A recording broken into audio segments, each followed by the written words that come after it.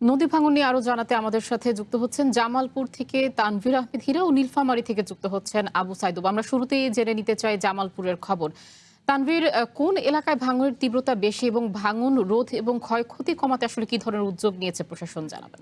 ১৬টি নদ-নদীর পানি বৃদ্ধি পেয়ে আজকের থেকে পানি কমতে শুরু করেছে। তবে ব্রহ্মপুত্র যে দ্বিতীয় প্রধান আমাদের নদ, সেই নদকে ঘিরে আসলে প্রায় ৩টি উপজেলায় ব্যাপক ভাঙনের শিকার হয়েছে স্থানীয় তীরবর্তী মানুষগুলো।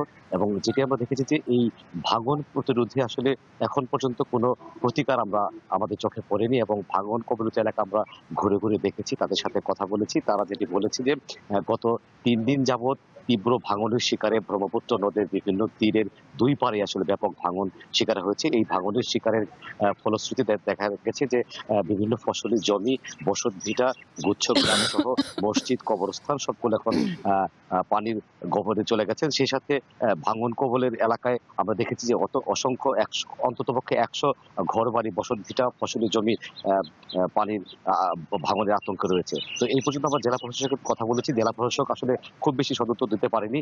আমরা কথা বলেছি পানি উন্নয়ন বোর্ডের সাথে। পানি উন্নয়ন বোর্ড যেটি বলছে যে ভাঙনের তীব্রতা অনুসারে আসলে তারা ভাঙন কবলিত এলাকায় তারা কাজ করছে। সামান্য কিছু জিওব্যাগ ফেললেও বড় ধরনের কোনো আসলে ভাঙন কবলিত এলাকা এখন পর্যন্ত তারা স্পর্শ করতে পারেনি। বিশেষ করে আমরা দেখেছি যে মেলান্দহের টুপকারচর ইউনিয়নের একটি গ্রাম রয়েছে। সেই গ্রামে প্রায় ৪০০ বসতবাড়ি রয়েছে। সেই বসতবাড়ি আসলে ব্যাপক একটি ভাঙনের শিকার হয়েছে।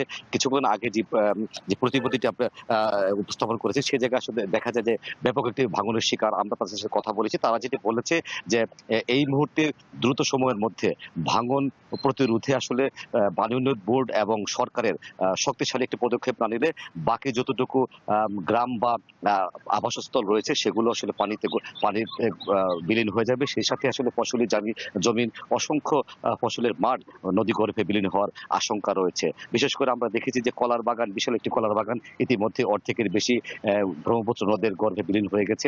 সেই সাথে আসলে আতঙ্কে রয়েছে গুচ্ছগ্রাম, কবরস্থান, মসজিদ এবং বেশ কয়েকটি নদী তীরবর্তী বসতভিটা। সবকিছু মিলিয়ে এই মুহূর্তে জামালপুরে ব্যাপক একটি ক্ষয়ক্ষতির দিকে যাচ্ছে।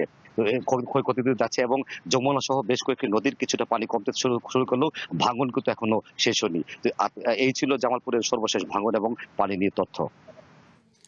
তানভীর, আপনাকে ধন্যবাদ। আমরা দেখতে পাচ্ছি ইতিমধ্যে নীলফামারী থেকে আমাদের সাথে অপু যুক্ত আছেন। এবার তার কাছে আমার প্রশ্ন, অপু, পানি কমার সাথে সাথে ভাঙনও তীব্র হচ্ছে, কতটা তীব্র হয়েছে আসলে এবং সবচেয়ে বেশি ক্ষতিগ্রস্ত হচ্ছে কোন এলাকা, জানাবেন? মানে আয়েশা, ধন্যবাদ আপনাকে। আমি সকাল থেকে আসলে জানাচ্ছিলাম তিস্তা পাড়ের মানুষের সুখ দুঃখের গল্প জানাচ্ছিলাম, কিভাবে ভাঙন খেলায় মেতেছে তিস্তা। এবং প্রতি বছর ঠিক এই সময়ে তিস্তা যে ভাঙন খেলায় মেতে উঠে এই এলাকার মানুষের সয় সম্বল সব তিস্তা গর্ভে বিলীন হয়েছে, সেই গল্প কিন্তু আমরা জানিয়েছি। এবং তিস্তার পানির সাথে যে মানুষের সুখ দুঃখ গাথা গল্পগুলো, সেই গল্পগুলোর অজান্তে অন্য একটা কাহিনী রয়েছে। সেটি হচ্ছে যে এই প্রতি বছর যে ভাঙন খেলায় মেতে ওঠে তিস্তা, সেই তিস্তাকে নিয়ন্ত্রণের জন্য এবং পানি উন্নয়ন বোর্ড কর্তৃপক্ষ ভাঙন রোধ করার জন্য নানাবিধ পদক্ষেপ নিচ্ছেন। কিন্তু সকাল থেকে যেটাই তিস্তাপাড়ার মানুষের কাছে আমরা জানতে পেরেছি, যারা সর্বস্ব হারিয়েছেন, তাদের একটাই কথা, সেটি হচ্ছে যে এই ভাঙন রোধ করার জন্য পানি উন্নয়ন বোর্ড যদি স্থির একটা সমাধান নেয়, সেই সমাধানের কিন্তু দাবি তারা জানিয়েছেন। কারণ যেভাবে জিও ব্যাগ ফেলে সাময়িকভাবে জরুরি ভিত্তিতে, অর্থাৎ ইমার্জেন্সি যে কাজটা করা হচ্ছে, সেই কাজটা কিন্তু আসলে পুরোপুরি সমাধান হচ্ছে না। আমরা দেখেছি, যেখানে আমি দাঁড়িয়ে আছি, আমার পিছনে ঠিক ৩ থেকে ৩.৫ কিলোমিটার, ৪ কিলোমিটার দূরে কিন্তু তিস্তা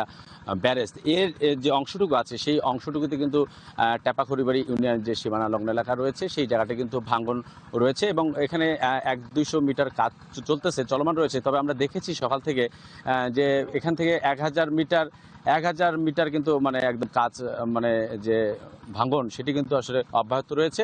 এবং এই ভাঙনের ফলে কিন্তু আপনি দেখতে পাচ্ছেন যে আমি একটু যদি দেখাতে চাই আপনাকে, একটু ক্যামেরার মাধ্যমে দেখছেন যে আপনার এই কাজ কিন্তু পানি উন্নয়ন বোর্ডের চলমান রয়েছে। এবং এই কর্মযোগ্য যতটুকু হচ্ছে, সেটি কিন্তু যারা এখানকার স্থানীয় বাসিন্দা রয়েছেন, তারা বলছেন এই এই এই এই সাময়িকভাবে কাজ করে সমাধান টানাচ্ছে এসছে, এটা পরিকল্পনার দাবি তারা জানিয়েছেন। আরেকটি বিষয় তথ্য দিয়ে রাখি, ডিমলা উপজেলার টেপাখড়িবাড়ি পশ্চিম সাতনাই, পূর্ব সাতনাই এবং বাইশপুকুর সহ যেসব মানে এলাকা রয়েছেন এবং জলঢাকা উপজেলার যে কৈমারি, শৈলমারি, ডাবাবাড়ি এইসব এলাকাগুলোতে যে ভাঙন দেখা দিয়েছে ছোটোখাটো, সেই ভাঙন রোধকল্পে পানি উন্নয়ন বোর্ড ভূমিকা রাখবেন। এবং তিস্তাপাড়ের মানুষজন এখন তাকিয়ে আছেন তিস্তা মহাপরিকল্পনা বাস্তবায়নের দিকে। তারা মনে করছেন এই মহাপরিকল্পনা যদি বাস্তবায়ন হয়ে যায় তাহলে তাদের যে ভাঙন রোধ হবে এবং নদী শাসন হবে এবং তাদের আর কখনো এই তিস্তা গর্ভে সর্বস্ব হারাতে হবে না। অর্থাৎ সব কিছু মিলে এখন এই পরিস্থিতি রয়েছে। এখন আসলে এই টাপাখড়ি ইউনিয়নে যে ১০০০ মিটার মানে অংশ রয়েছে, সেই অংশটি মানে একদম সঠিকভাবে যে পানি উন্নয়ন বোর্ড কর্তৃপক্ষের যে জরুরি ভিত্তিতে কাজ, সেটি আসলে না করে দীর্ঘ একটা পরিকল্পনা যদি নেওয়া যায় তাহলে হয়তোবা তাদের এই ভাঙন থেকে কিছুটা রেহাই পাওয়া সম্ভব। তো আয়েশা, এই ছিল আমার কাছে নীলফামারী ডাইলা তিস্তা এলাকা থেকে সর্বশেষ খবর। আয়েশা। অপু, আপনাকে ধন্যবাদ।